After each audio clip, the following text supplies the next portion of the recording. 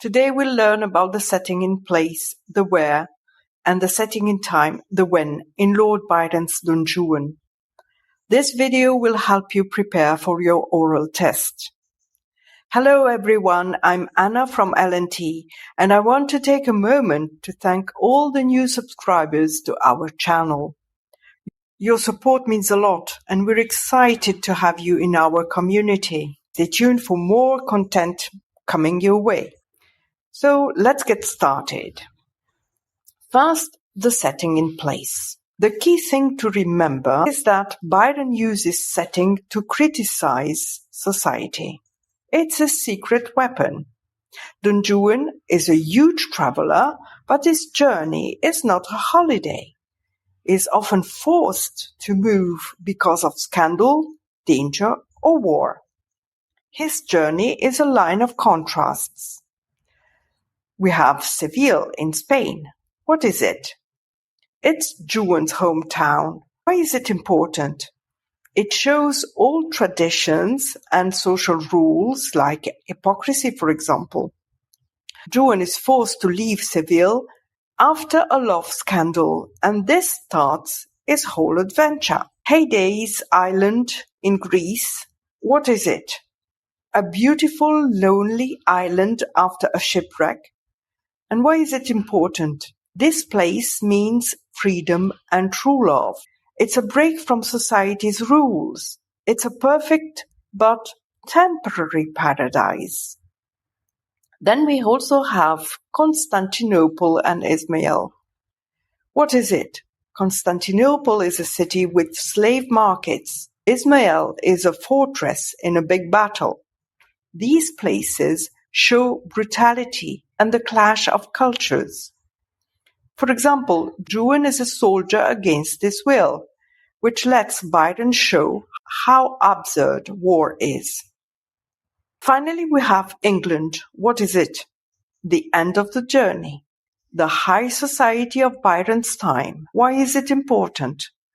This is the final target for Byron's critique. Byron uses Juan's shock at English customs to show how silly British society is. The line of contrasts functions like a series of lab experiments. Byron moves the same innocent subject, Juan, to different social environments to prove that every society, Spanish, Greek, Turkish, or English, has its own problems and silly rules. Now the setting in time. This is a clever part. The time setting in Don Juan isn't simple because Byron mixes up the timeline on purpose. There are two different times at once. The past, the story of Don Juan rooted in a legend from the 17th century, and the present. Byron often stops the story to talk about real events happening in the 19th century, the time he was writing. Historical anchors. Byron uses real history like Catherine the Great's reign in Russia or the siege of Ismail. These events anchor the poem in reality. Byron mixes this history with the social customs of Regency England. But why mix the past and the present? Byron wants to say that human behavior doesn't change. People in the 17th century and people in the 19th century are still hypocritical and often foolish. The problems are always the same. Now for your oral test. Effective study requires time and organizing your thoughts. To help you with your revision, I've prepared and illustrated the main concepts in a mind map.